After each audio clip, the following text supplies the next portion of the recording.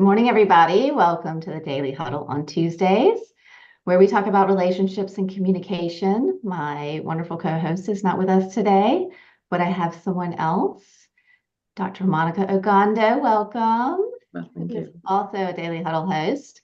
And today we're going to talk about is conflict and opportunity for intimacy. And this gets to the core of what Tara and I talk about with relationships and communication. But before we start, I do want to tell you a little bit about Monikah because in reading her bio, I learned things that I didn't know about her, and she's a badass. So let me just tell you a little bit before we dive in. Dr. Monikah Ogando is the CEO and founder of the award-winning CEO Mastery, an executive and leadership development firm. And she works with exceptional leaders who want to elevate brand position, engage their people, and increase profits while honoring their true purpose.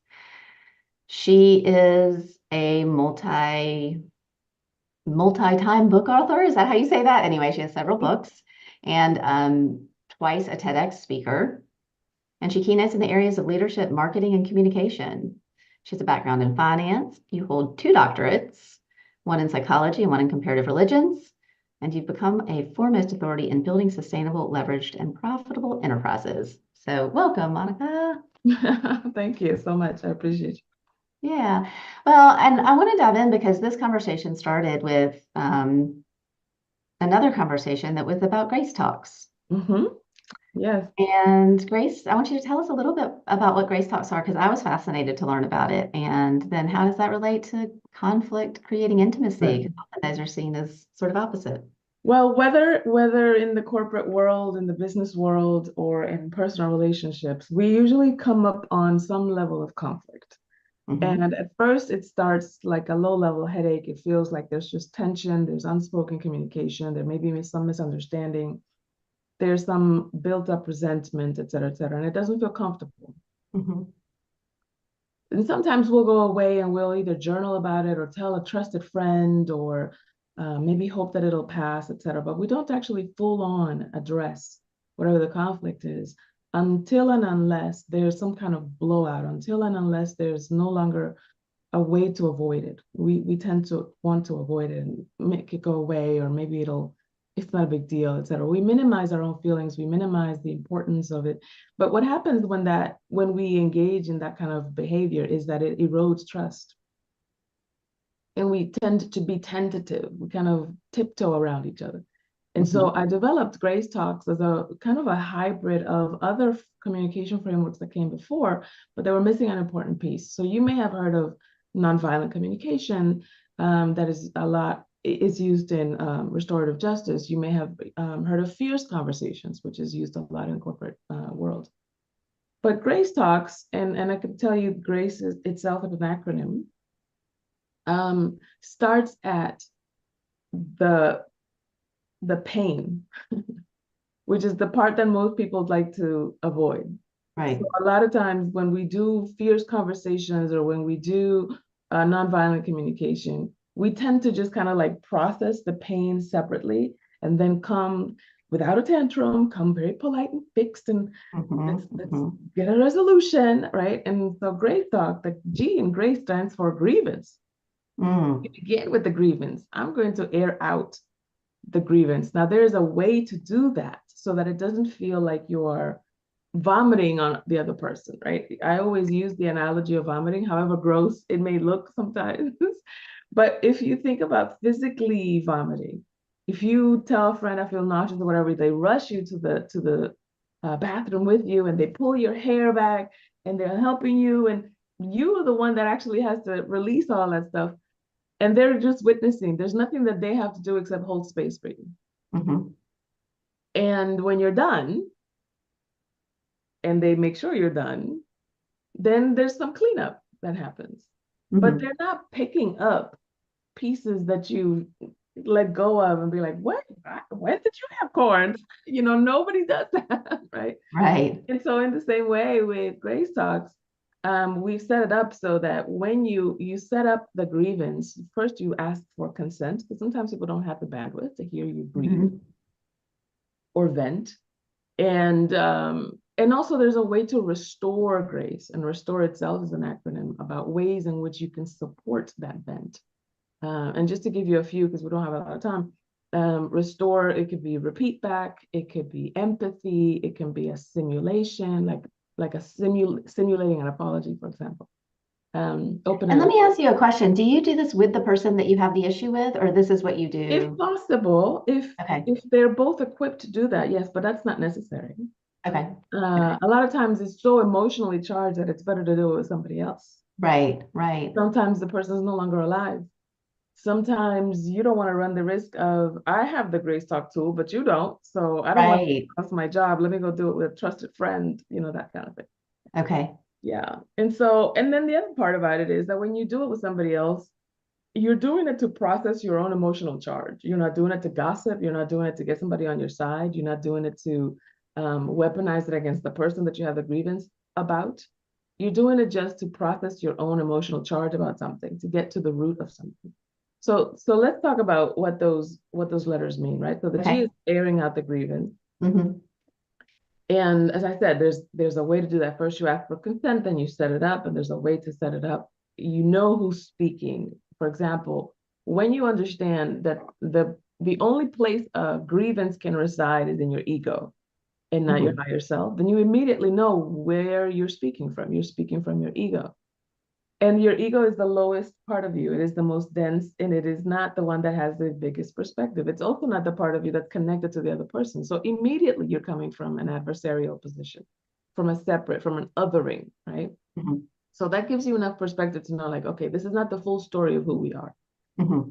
And when you air out the grievance and you just let it rip, the reason why we take those steps of asking for consent and setting it up is so that you can let it rip.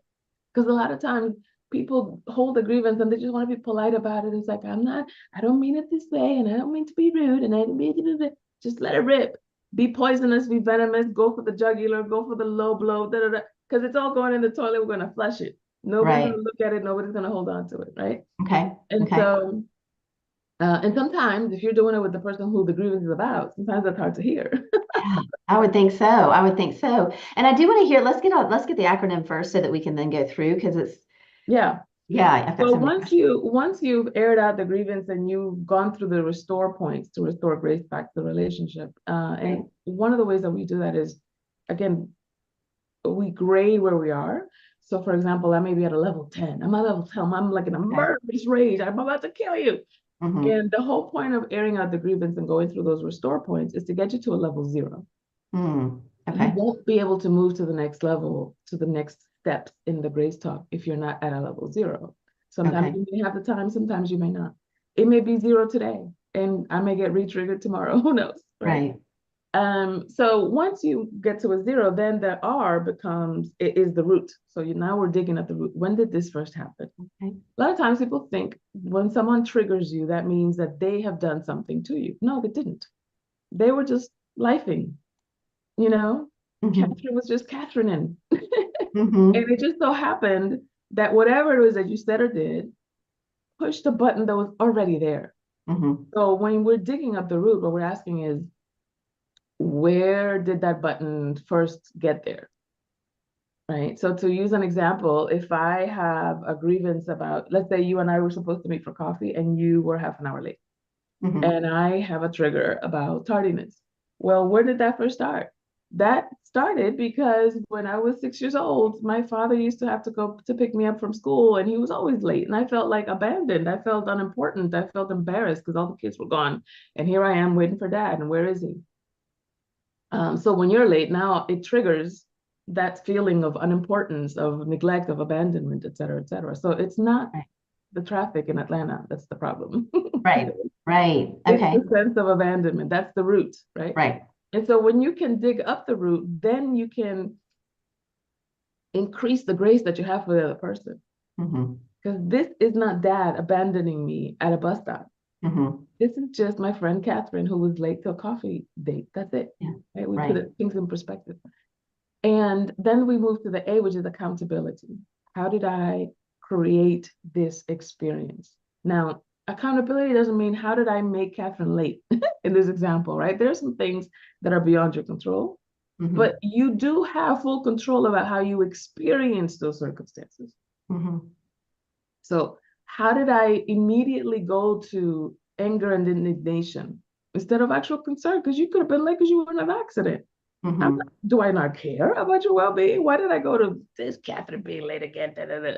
Why did I go to judgment instead of concern over your well-being, right? Mm-hmm. So Mm-hmm. I get to create accountability about how I designed the experience of that circumstance.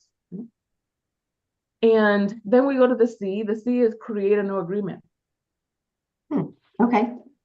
So that creating a new agreement in this particular example could be, Catherine, when you're late, would you text me? We don't have to go into a big to-do about it or whatever, just inform me, for example, right? And then the E stands on execute that agreement. So one of the Okay. things I learned from a friend of mine who's a divorce attorney, she always used to say, plan the divorce before you get married. And so when you are coming to a new agreement in the Grace Talk, you also insert in there stipulations for what happens when things go wrong, right? Mm-hmm. And so what happens if you break the agreement again?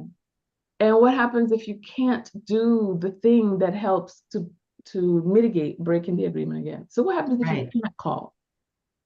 What happens if you can't text and let me know that you're late, right? And so then Mm-hmm. we make an agreement about, well, then I'm gonna wait. I'm gonna hold off on my anger until I hear when you come home, when you get to the appointment, or Right. I'm gonna call you. If I don't hear from you, then I'm gonna call you. So we create stipulations for how we're gonna move in the new agreement and what are we gonna do when the new agreement is broken, and then we execute on that. Okay. Because a lot of times, you may have experienced this. So there may be sometimes when you make a plan and you act on that plan and you're like, oh, that actually doesn't work, or I like this better, and then you just kind of like change the recipe as you're cooking, right? Right. So we Right. give each other that grace when we're moving along.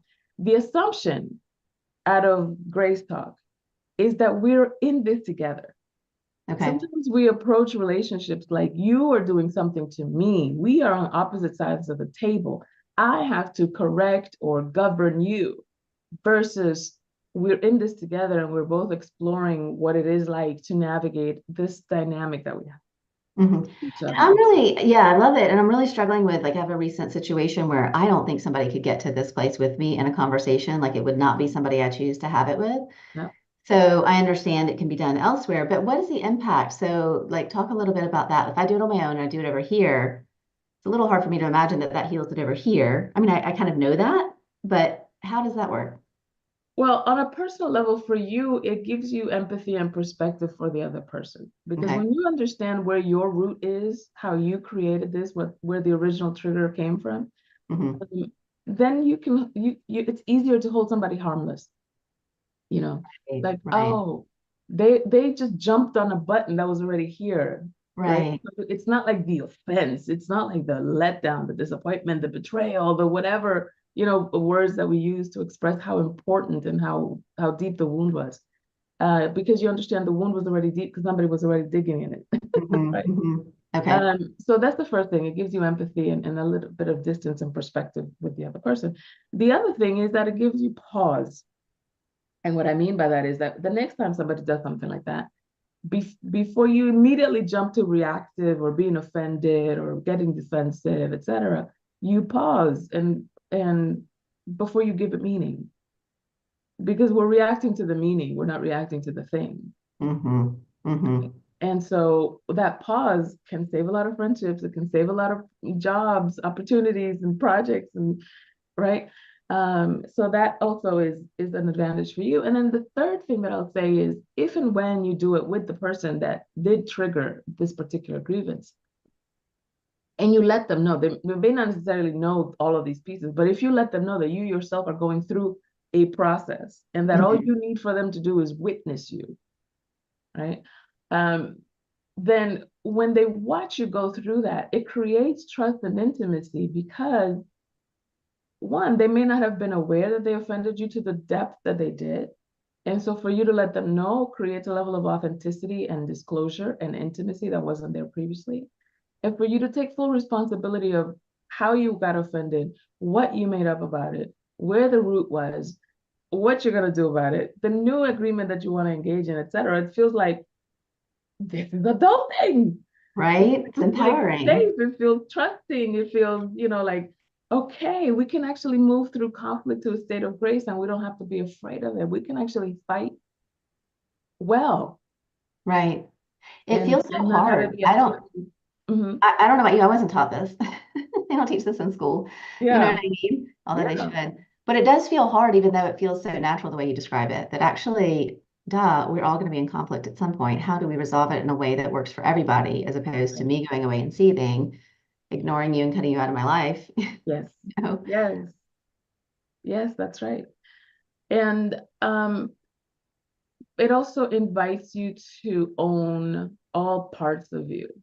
Hmm. And that's the reason sometimes why we stay away from conflict is because we don't want to seem petty. We don't want to seem uh, like we're inconveniencing somebody, et cetera, et cetera. And to that, I Right. say that too is a childhood trigger.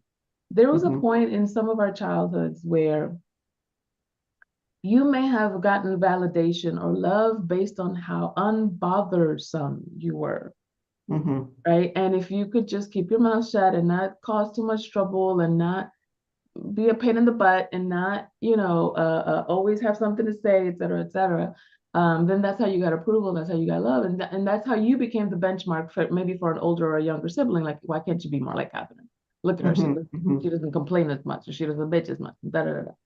And so we learned, oh, the way to get love, the way to get approval, the way to get validation is to suppress my needs or to not be vocal about my needs. And then that way everybody can just get along. But you yourself have the experience, even from when you were a child, this is not okay. I need to say something. Right. And we get trained into suppressing our own needs. We get Hmm. trained into not speaking up for ourselves. We already know how to do that from jump. From jump, from the moment you were born, you're like, this is weird. I'm going to cry. Yeah, yeah, yeah. Yeah. Yeah. Yeah, that's great. So Have you ever had an the experience? the point I'm making is that this is not something that you learn. This is something that you remember because we were born knowing how Got to it. for Got ourselves. it. You mean the part about voicing, maybe not necessarily the entire thing, but just about voicing or Yeah. communicating. Yes. Hmm. Yeah. Have you ever had it go south? Have I what? Ever had it go south? Like Yes. get into this and it just tanks, and then you're like, oh no, what do you do? What do you do when that happens? It depends on the intimacy of the relationship that's already existing. So one time, for Okay. example, I had a great talk with my sister, and it's my sister, and I love her, and we're just stuck together for life, right? So when it goes south, we both like, okay, how dark of vent do we want this to get? Because it can get real poisonous. Are we gonna make it Hmm. through? You know? Hmm. And there was another instance when this happened in a training. And I was actually teaching the Grace Talk. So it was like fairly new and people were very tentative and so forth. And I used an example for with someone in the audience um I knew it was an already ongoing problem in the company that I was training. Okay. And she got really, really defensive. And so we took a break so that she can go out and compose herself and for me to talk to her, etc. Because then at that point I became the problem. Then it wasn't the trigger with that person that they had. And I was like, what are you doing bringing this shit up and da da da da, right? And so now we need to take a break. So it depends case by case and it depends on the depth of the relationship. Sometimes Okay. you do need to take a break. And that's where discernment comes in. Because sometimes don't even start. The person's not equipped, they don't have the bandwidth, they're not going to give you consent, they don't want to hear it. Just go call Monica. Right. She'll be your Right. witness, right? Well, that's what I make up. I mean, it sounds very simple, right? GRACE, I understand all the concepts, but I feel like there's a whole bunch more to it. Yeah. Yes. So that's one of the reasons why we do trainings for our Hmm. corporate clients, for our private clients, and so forth, because it takes practice to do this, right? It's a little bit like riding a bike. When you Hmm. first get on a bike, it looks like, oh my God, and handles and the brake and this chain. What if my foot gets in it? And what if I tore or something? Or what if I fall? Blah, blah, blah. And you're very tentative with it. And then somebody has to kind of hold the bike Right. to give you balance, right? Once you get the handle of it, quite literally, and they let go of the thing, you can literally just ride it. Now you have that skill forever in your body. And now you can ride a bike, whether it's a tall one or a short one, you know how to navigate yourself so that you can move it because you Hmm. already know the basics and you've practiced it enough. It's the same deal. And so for anybody that's interested in learning a little bit more about Grace Talks, make sure you just go to monikahogando.com/daily huddle. We can put that in the chat. because that's an opportunity to get some basic understanding of how to do this for yourself and how to start practicing it. I love that the way you described it. If once you do it once you get the hang of it, that you can do it forever. Um, and yeah, it feels like for me, and I don't, this may just be my thing, right? Like I have my own triggers, but it feels like you get really seen. I mean, that's what intimacy is. You can't have Yeah. intimacy if you're not seeing, but it feels Yeah. like scary to me because then you're like seen, good, bad, and the ugly. Like I'm telling you like what pissed me off, where it came from. Yes. Yes. So the RESTORE acronym is one of the ways in which we support the vent in order to get you from whatever level you're at to zero. And that last E is emotional intensity. The reason I'm singling it out and pointing it out right now is because a lot of times um, when the other person mirrors back to you the emotional intensity with which you feel that grievance, that too can create that level of intimacy, of being seen, of Mhm. feeling heard or respected. And sometimes mirroring back that emotional intensity may not be like, this anger. It could really be that quiet hesitation of, oh my God, I'm definitely afraid of being seen because I don't want it to be weaponized against me and so forth, right? Right. So when you can mirror back to that person that hesitation, you can see yourself in somebody else's emotional reaction, then it, one, helps you put things in perspective, but two, it also kind of relaxes you because you're like, it's okay to feel this way. This person Right. is not going to throw this back in my face, or this person isn't going to think less of me because I'm angry or because I'm sad or because, whatever the case may be. Right. Well, isn't that it? A lot of times it's the fear of what's on the other, like my fear of being seen, but really it's a beautiful thing always, when it happens. It's like, oh yeah, why was I afraid of that? It was made up in my head. It's the big dark monster. Yeah, well, we're not afraid of being seen. We're afraid of what you're gonna interpret out of what you see. Right. Right. Right. Or So not being accepted for what they see. yeah, It's I always don't mind if you see my intelligence. I don't mind if you see yeah, my competence. I don't beauty mind or if you see, yeah. I just don't want you to see the parts of me that I think are an idiot. I That's don't want you to find out that I don't have it all together. right. Right. Those are the Right. parts. And I don't know what you're gonna do with that information. That's the part that becomes fearful. Right. And I do want to, we could talk about this forever, but I want to open it up to questions. So if any of you, if this is hitting you in a certain way, just yeah, pop in. Oh, good. It looks like Shiva has a question. Hi, Shiva. Shiva? Hi, I was looking for my mute button to unmute, so this is perfect. Especially that last part about being seen. I have a comment and a question. The comment is, a few months ago, I did a video. I do these lives, and I do lives, and then I take them out of public view. I just want to share something. Okay. So a woman messaged me, and someone I know-ish, she says, "Hey, I've been watching you for a while." And then she gives me like all of these critiques. It's like, I care about you. And it's so many critiques. And some of the critiques are things that if she would have known me every day, like she would have known, for instance, I stutter and trip over things, even when I'm fully prepared and everything. But I got to tell you, it was, well, I was thankful that where I'm at in my life today, where I could take it and not have it totally take me out. But Mm-hmm. so when you said that um, it's not you, yeah, I'm okay with you seeing my intelligence, but it's like you seeing my stuff. Right. And what's interesting is she gave all these comments about something I was actually really proud of because it took everything in me to even get myself to just like let myself just be me on Yeah. camera and let all the stuff come through. Yeah. So when you said that, I was like, whoo. But my question is when it comes to that's always yeah, like dealing with these kind of things, especially in the world of social media showing up. Like I'm writing a book right now, and right there in my throat is like, oh my gosh, what are people gonna say? And what if I change my Right. mind a year from now? So I'm just wanting some feedback on how to powerfully deal with these things because Yes. honestly, it stops me. Well, okay. So there's two R's in restore, and one of them is repeat back, and the other one is reassurance. So I'm going to repeat back what I heard you say. I heard you say, there's sometimes that people just come at you with unsolicited advice and it lands like criticism and unwarranted criticism. You're like, what do I do with that? And then the second thing is now I'm taking a step further and I'm putting some stuff in the book and I'm like, I don't know how are people going to take it? And then what if I change my mind later and I don't feel that way, right? So let me reassure you, one of the best ways to handle people that feel like they just have to volunteer, they're doing that for them. They're not doing that for you, right? And so it's like, I'm Yeah. happy that I was able to be a receptacle for your crap, and we're gonna put it right here. And thanks for sharing, right? Just in the same way as you would want somebody to like hold your hair and flush the toilet when you finish vomiting, right?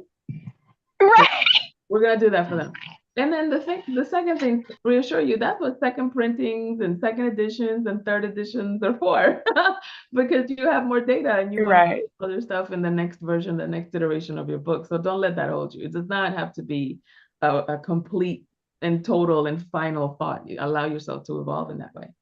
And then the third thing that I'll say is that um, I can't stop the world from worlding. I can't stop people from doing whatever it is that they do. I can't carpet the world, but I can wear slippers, to use the joke that Catherine said I earlier. love it. And so for me, what that means is my own communication and emotional hygiene. And some people can be trusted with that, and some people don't have the privilege of or the honor of seeing me in that space. I think your Ooh. ability, your authenticity, your power is an honor to be witnessed. It's not something to just be doled out to whoever has a listening ear, because they may not have the capacity to hear it, right? And so it's like, I mean, I'll share a little bit piece of me with whatever I think you're capable of. And then if you show me that you can handle more, I'll give you more. But all of me isn't available for all of you, because we ain't got it like that with each other. I love it. Thank you so much. It's so good. Thank you. You're Thanks, welcome. Shiva. I love that. I love what you said about the unsolicited advice being really more about them. I can relate to that from when I give it because, sometimes you just can't help yourself. And I'm like, actually, how it landed really isn't what it was about. It was like, it sometimes is like vomiting. Like, I wanted to get it out. I wanted to do this. I wanted to layer that on for my own Yeah, reason. So it's great to remember that when we get that really yeah. isn't about us. It's just hitting the button that's already there, to your point. Yes, yes, exactly. Yeah, it is. Real quick about that situation, I thought about it later on.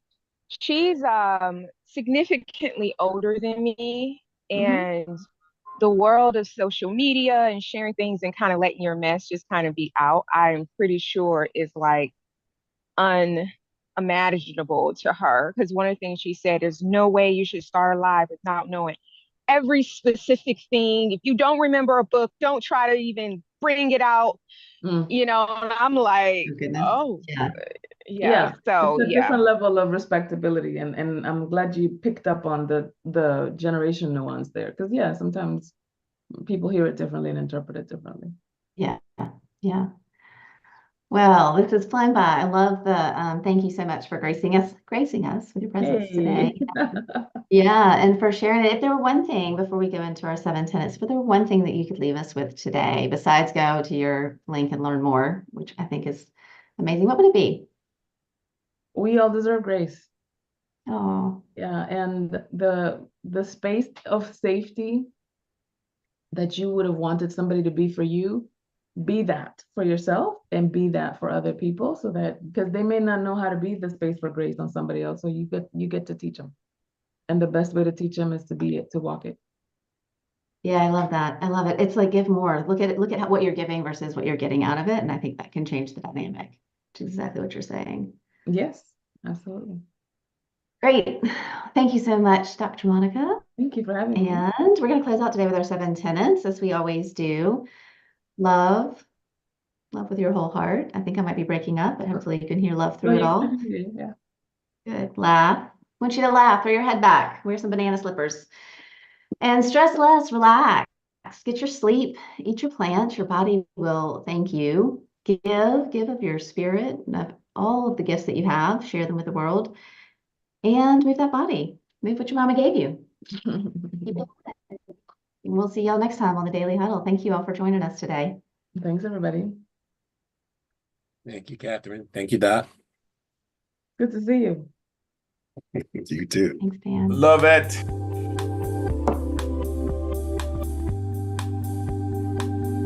Thank you all.